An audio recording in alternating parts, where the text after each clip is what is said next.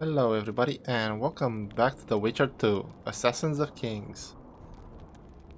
And last time we left off here in the Dwarven Catacombs after we searched all the bodies and we basically got the with flickering hearts quest information, and now we have to go talk to Dandelion.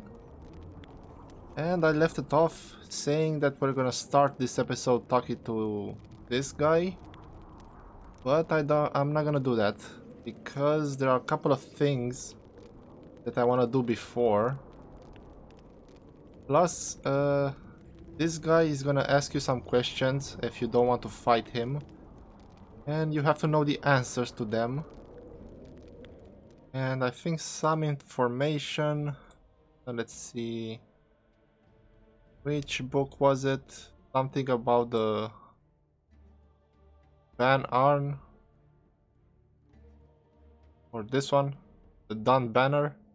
I think this book has a couple of the answers in it. You have to read it and remember. But before we talk to this guy, there's a couple of things I have to do in town. But on our way there, I'm gonna show you some tricks if you want to farm in chapter 2 on Yorvet's path that are very effective. Now you could not destroy the nests in the Harpy quest, and I think the Harpies will respawn if you don't destroy the nest and kill all of them.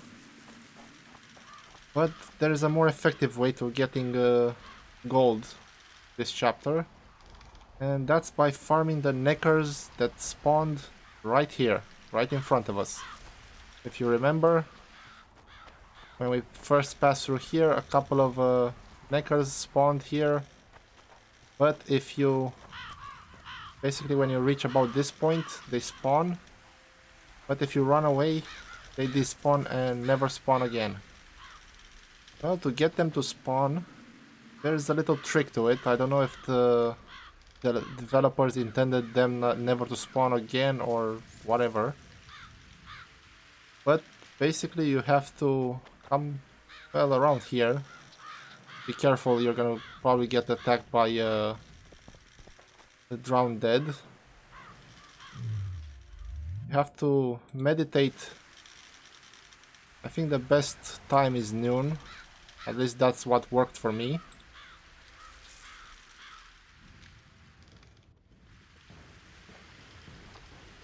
And there they are. Damn it. Damn. Oh, leave me alone.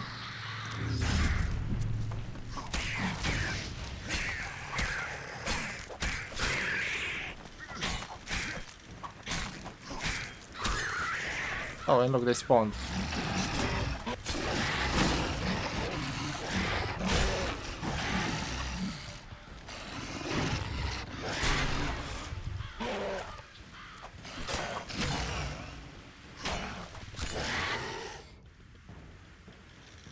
Okay, they spawned right now because well, before starting the episode I loaded a save.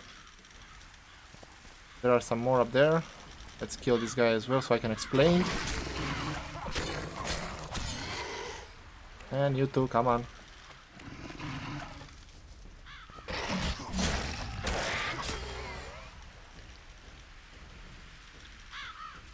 Alright, let's loot these guys up here.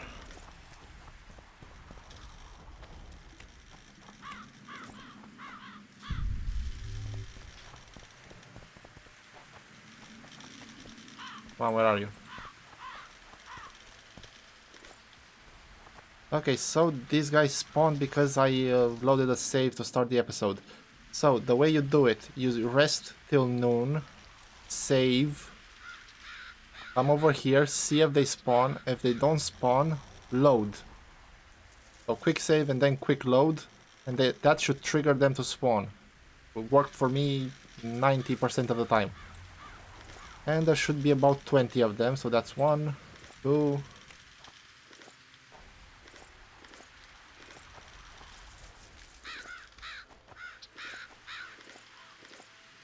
10.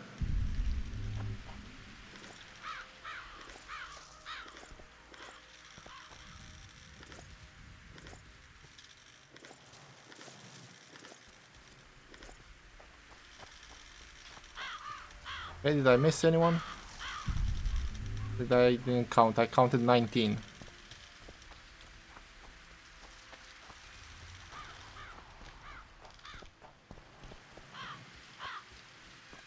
Okay, whatever. Oh yeah, there's 20 of them here. Okay, probably I miscounted. Never mind.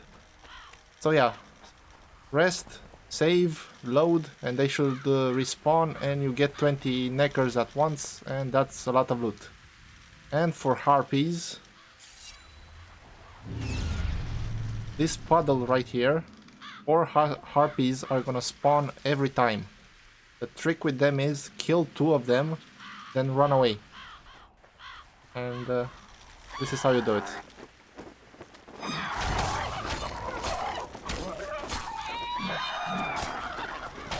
Okay, that's 1. Damn it. Okay, that's 2. Now run away. Harpies are gonna fly up. And now...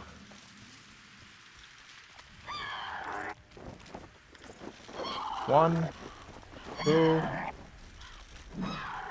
Oh, come on, don't run away. Yeah, they sometimes do that.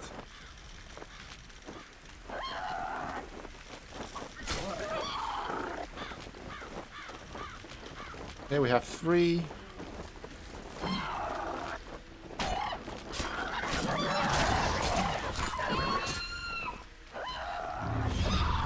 And there's 4.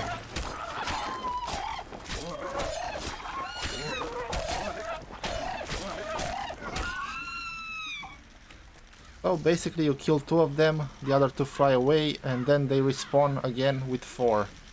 And that's how you farm harpies in this area. Now you might say, why don't I kill 3 of them and just let the 1 run away? Well, that's because if you kill 3 and let 1 run, then the next time there are only gonna be 2 of them. So yeah, let 2 of them leave. And now we're gonna go create the Oathbreaker armor and then do a couple of stuff that hopefully I remember. But I'll see you... Well, actually, it's right here, so we don't have to... I don't have to cut. Come on.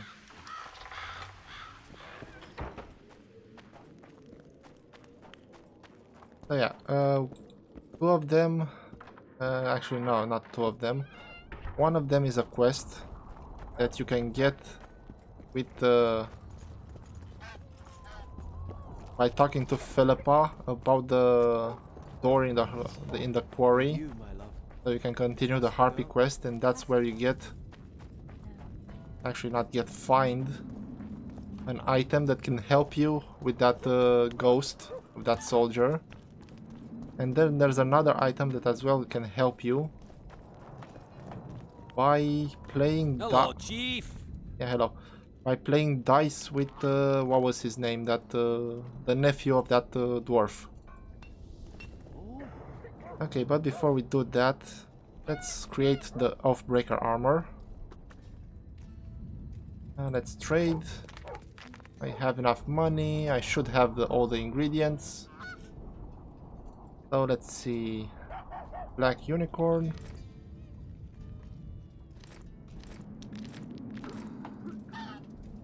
And that should do it. So it's really haunted now.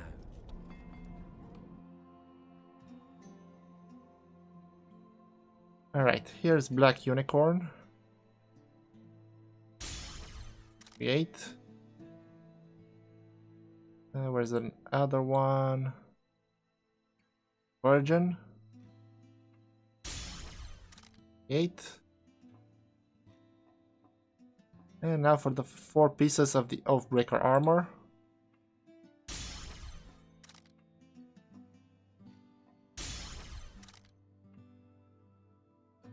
Which one did I create? I create the Boots. Yeah.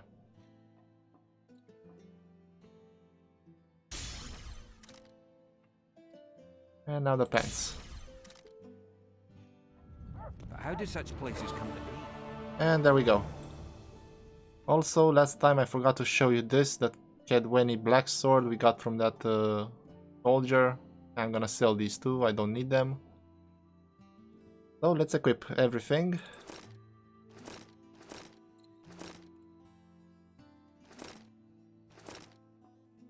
This one came from a huge battle. At your a clash of service. ambitions, And we look emotions awesome. and desires, with the guilty and innocent dying alike. Alright, let's Injustice sell everything. piled upon injustice. Let's see. I don't need any lessers. Swords, I don't need you anymore. Armor as well. And that's about it. Human emotions alone have such power. They do. A witcher. And let's see if we find that guy over here so we can play some dice with him.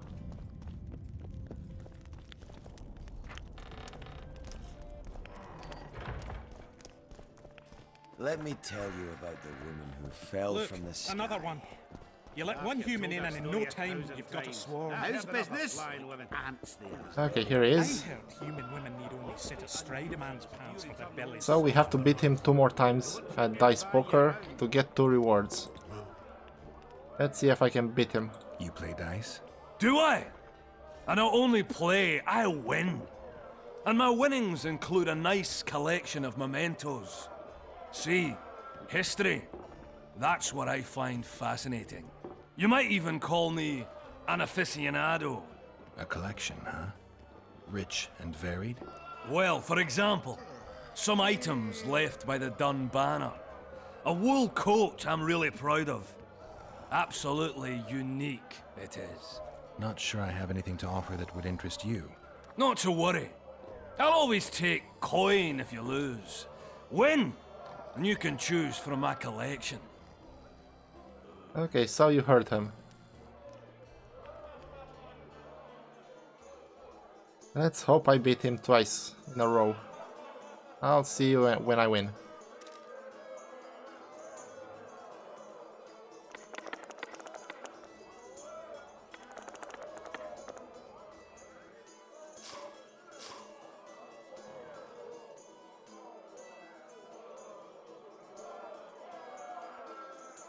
Okay, finally, first win.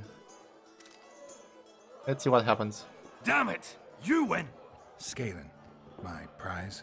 The sword of the warrior princess Zenthia. Good enough. I'd say so. It's yours. If you'd like to roll again, I'm always willing. Yeah, let me save first. Let me tell you about the woman who fell. And now for the second round. Let's hope I win.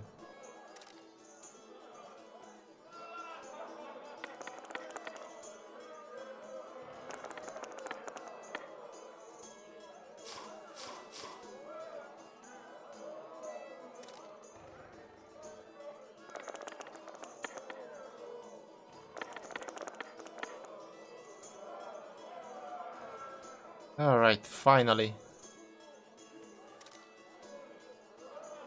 Damn it! You win! What's my prize this time? The wool coat of a corporal of the Dun Banner. One of a kind, and truly sought after by collectors and aficionados of military mementos. Where did you get these things? I played dice and won them. Now I played and lost. But that's it. I'll play you no more. Don't get mad. I'm not! I'm just not fucking playing you no more. Let me tell you about And there we go. And let me go and get some reinforcements for my armor and weapon.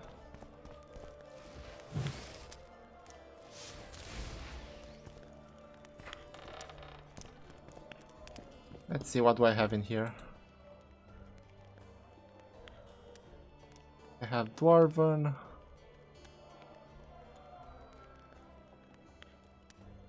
And I can put one of these as well.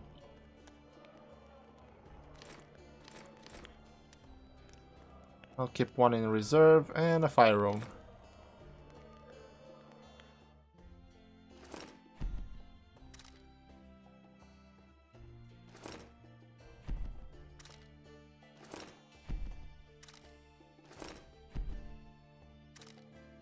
And there we go. The Princess Cynthia's sword. Very good sword. You can grab this early on if you play dice with him. And the Dun Banner Cloak, which helps you if you get answers wrong. I think if you grab this and another item that I want to find right now, that's behind the door in the quarry, help you, I think, get 2 answers wrong if you have them in your inventory when he asks you.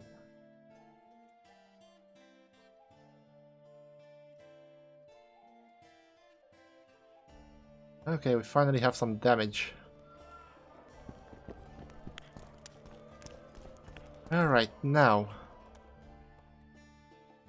I could do with flickering hearts, but I'm gonna save this. Have death symbolized, and that's with the ghost. You made the Oathbreaker, and royal blood starts after you go to see Philippa and give her the handkerchief that you got from the troll. But I don't know if it's automated or not, because right now I want to basically do this, and I think hunting magic is the one we want. So let's try going to Philippa and see what happens. Because I don't really want to start Royal Blood, I kind of want to keep that for an entire episode. Ah, you've told that story 1,000 times. Okay, Philippa's should be here. Our quarters. Oh, here we go. Damn it, I forgot to save.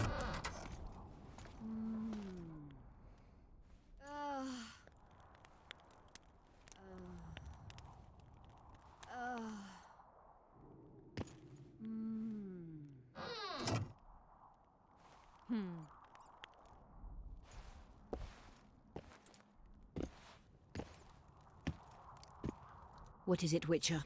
Who is that girl? Cynthia, a leashed sorceress. A charming expression. Do you also use muzzles? Leash means a connection between a sorceress and her assistant. An unfortunate term, I admit, but it explains how things are. Cynthia can tap my power, use my spells. She's a conduit. And she's learning along the way. It's convenient, and except for the name, not derisive at all. But you're not here to talk about Cynthia. Okay, so we can tell about the Immortelle, questions about the curse, magic artifacts, and I'm looking for Triss, and I think this one triggers royal blood. I think this is the one we want. But first, let's go through all of these.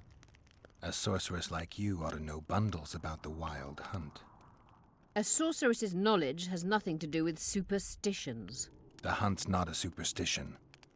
True. The phenomenon seems to exist. I want to know everything there is to know about it. It's strictly atmospheric. It doesn't interest me.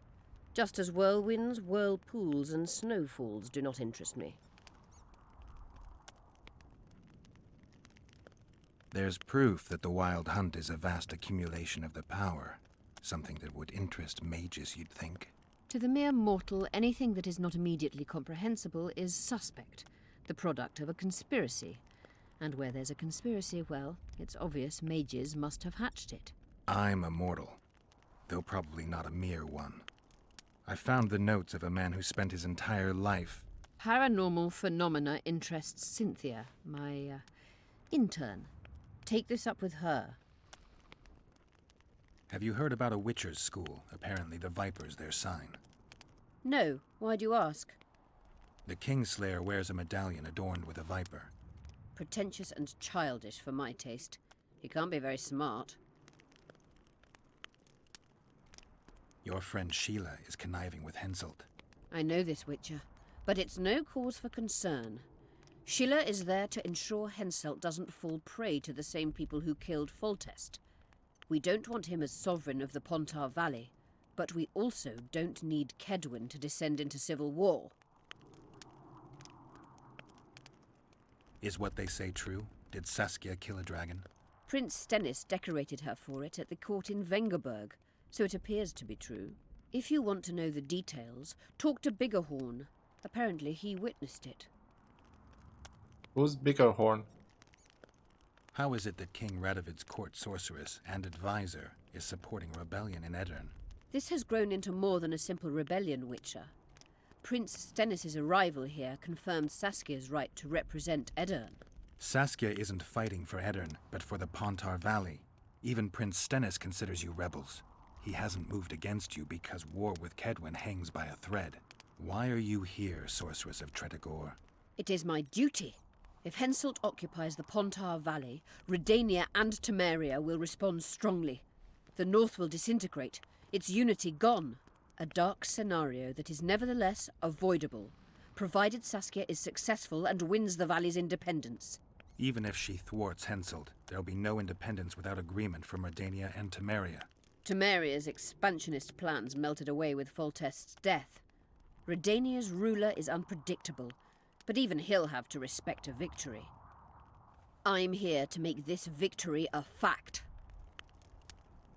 Okay, I kinda don't want to ask these yet. I want to save, so hopefully royal blood doesn't trigger. Remember the antidote for Saskia. It's very important. Yeah. Wait, I can't save? I could save that. Oh, here we go. Can I go outside?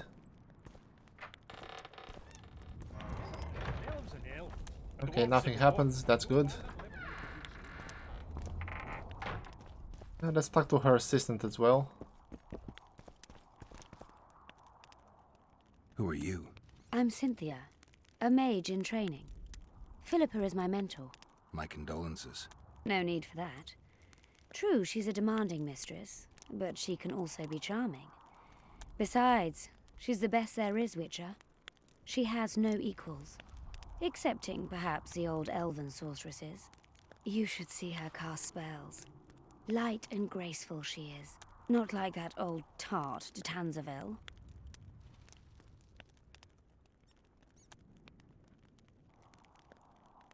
Just out of curiosity, how much does a magic course cost these days?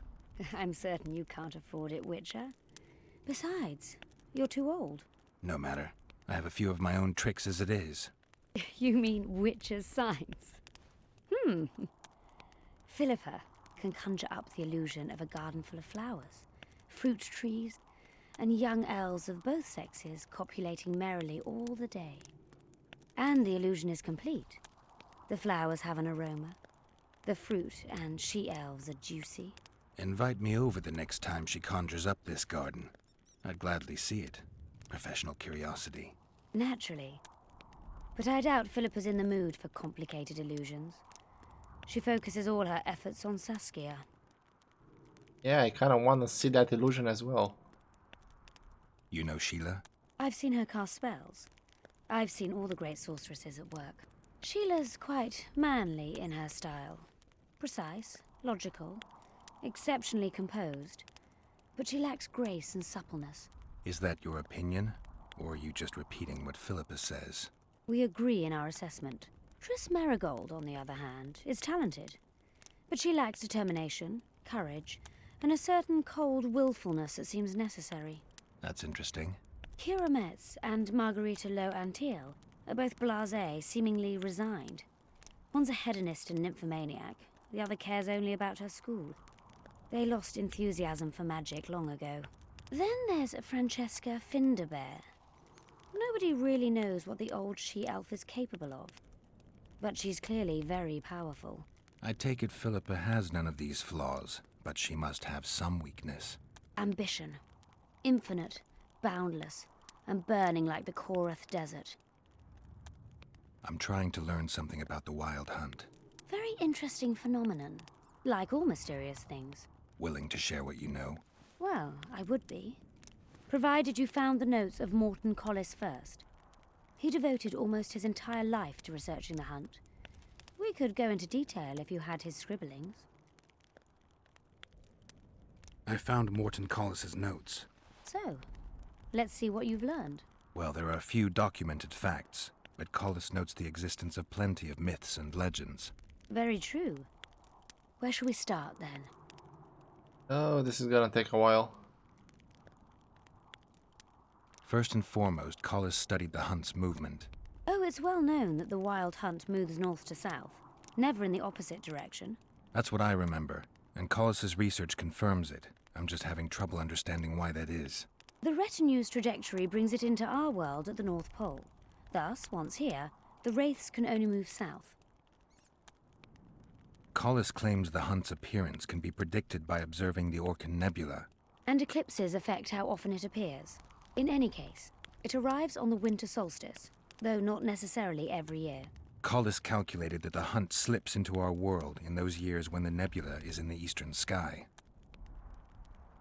When I pursued the hunt, I passed through many abandoned villages. Well, the wild hunt abducts young people. What for? The wraiths might need workers, warriors, or meat. Collis seems to favor the slave theory. What's the sorceress's take on the hunt? The topic makes them uneasy. Since the Council and Conclave banned the use of mind spells, the wild hunt has been a taboo topic. There's some link between mental spells and the cavalcade? Both addle the brain. Anyone who has come in contact with the wild hunt has experienced mental instability that either takes the form of insanity or amnesia. You see, the wraiths emit a magnetic field that severely distorts perception and impedes brain functions. People say the hunt's appearance is an omen of war. In our times, wars are so frequent, we might even consider flights of honking geese as their harbinger. The hunt traverses our world in winter. Wars usually break out in spring, but only because rulers wish their soldiers to die in battle rather than of cold. Okay, let's summarize. Let's summarize. Based on his observations and calculations of the wild hunt's movements, Collis arrived at two equally important conclusions. The first was that the hunt is made up of knights who perished in various worlds and have reconvened as a retinue of vengeance. His second hypothesis states that an unknown, extremely powerful force multiplies wraiths, whose task is to travel between worlds in search of slaves. Both theories seem probable. Each time someone runs into the hunt, the wraith's magnetic field causes their mind to descend into chaos. By inference, another meeting with the hunt and its field should reverse the effects of the first. Perhaps. Someone who lost their memory or their mind on their first meeting with the hunt could recover either on the second meeting. But I'm afraid that's unproved. Anyone who has managed to escape the wraiths would rather die than meet them again. So, you can lose or recover your memory by meeting the wild hunt. Do you know something I don't? I have amnesia, but my memory's been coming back since a certain event. Since when? Since I killed a specter, the king of the wild hunt. Okay, that's about it. Okay, that took a while, so I don't think I can complete any other quests. Except... which one was it? Is it not here? Oh, here it is. But let's see if we can ask not Sheila, Philippa about that and not trigger royal blood. You wanted to discuss something? I think this magic artifact. You said we'd need a magical object to cure Saskia. Any ideas where I might start looking? Magical items do not grow on trees, as you know. Luckily, this area has a long history. There's the Battle of Wraiths, the site of Sabrina Glevisig's death and suffering, the abandoned mines. I was hoping you'd be specific. I won't ask you to traipse around with a divining rod, but please try to be a little inventive. Ask the locals, that's always a good place to start. I dare say Alderman Burden knows every last stone in the area. Maybe you should see him.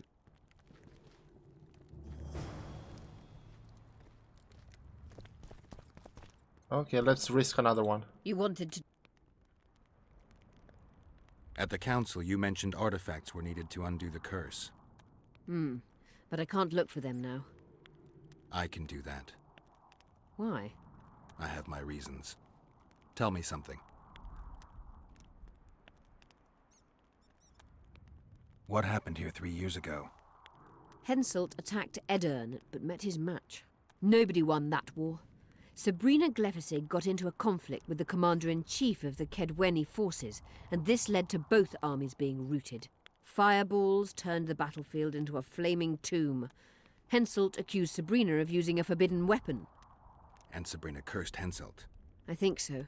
I suspect the curse got out of hand because of the circumstances. Circumstances? The stars weren't right, wrong phase of the moon. There's always an excuse for simple bungling. She placed the curse while burning at the stake. Her hands and feet nailed to a wagon wheel. I'd say she did a good job, considering.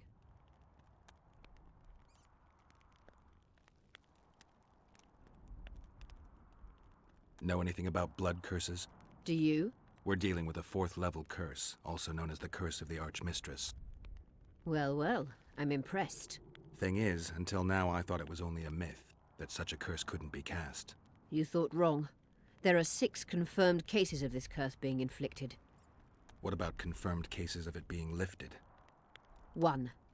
Achieved by a team of sorcerers led by Archmistress Francesca Finderbear, hence the curse's other name. Sabrina Glevizig was on the team.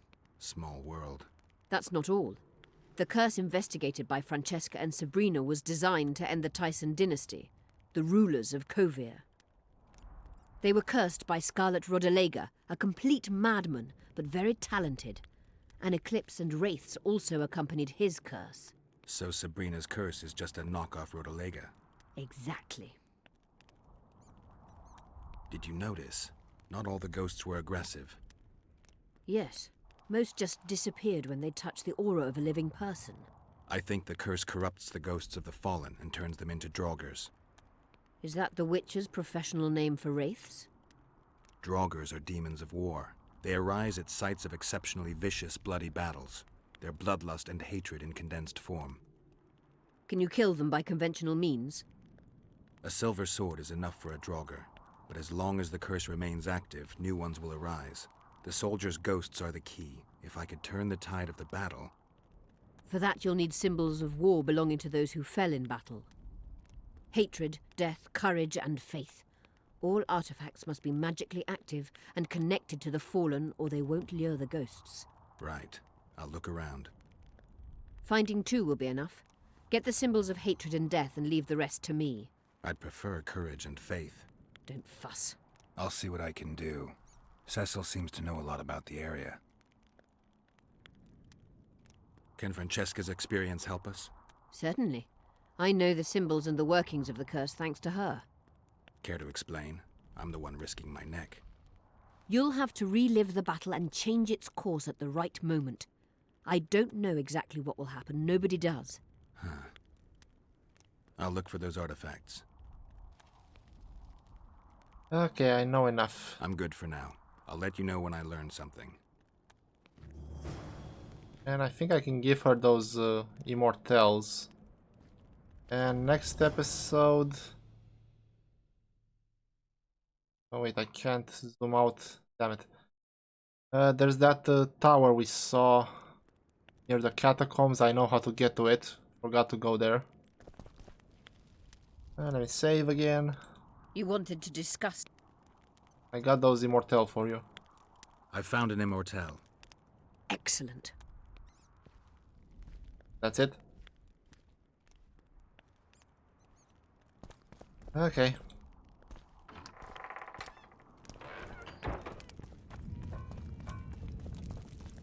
Alright guys, I think this has gone long enough for now. I would have liked to finish this episode by doing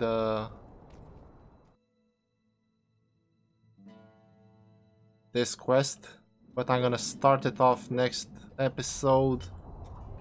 I think with that tower, we're gonna go see what's up there, and then we'll go do the sack full of fluff, and then we'll continue with the quests normally. Hopefully we don't trigger royal blood. But all of that in the next one. For now, thank you for watching. Like, comment and subscribe if you enjoy what I do. Maybe share the video, and I'll see you guys in the next one. Until then, have a nice day.